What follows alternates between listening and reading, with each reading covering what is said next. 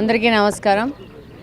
2026వ సంవత్సరం భోగి సంక్రాంతి కనుమ శుభాకాంక్షలు తెలియజేసుకుంటూ తెలుగు ప్రజలందరూ సుఖ సంతోషాలతో ఆయుర ఆరోగ్యాలతో ఉండాలని, అలాగనే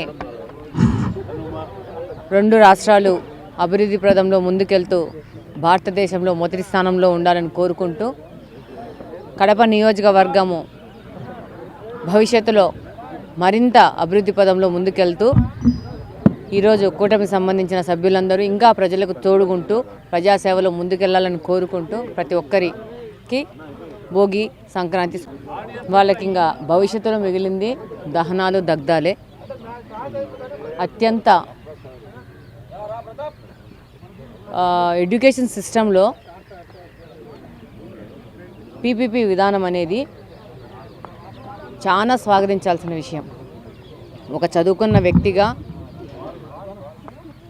కాలేజీల నిర్వహణ, ముఖ్యంగా మెడికల్ కాలేజీల నిర్వహణ ఎంత కష్టతరమో అవగాహన ఉన్న మనిషిగా నేను పీపీపీ విధానాన్ని సందర్భంగా సమర్థిస్తున్నాను.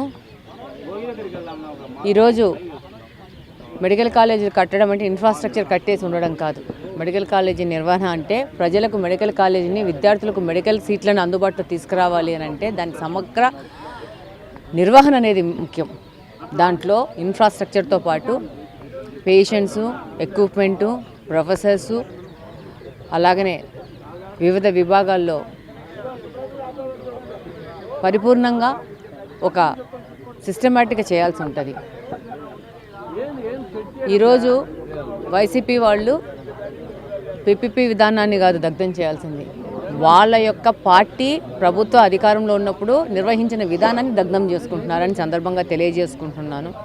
5 సంవత్సరాలు ఏమీ చేయలేని వాళ్ళు ఇంకా రాబో కాలంలో ఆ పార్టీ అంటూ ఉంటే దగ్ధాలు ఇలాంటి రోడ్ల మీదకి వచ్చి చేసుకుంటూ టైంపాస్ చేస్తారంటే దాని గురించి మనం కూడా పెద్దగా మన టైం వేస్ట్ చేసుకోవాల్సిన అవసరం లేదు.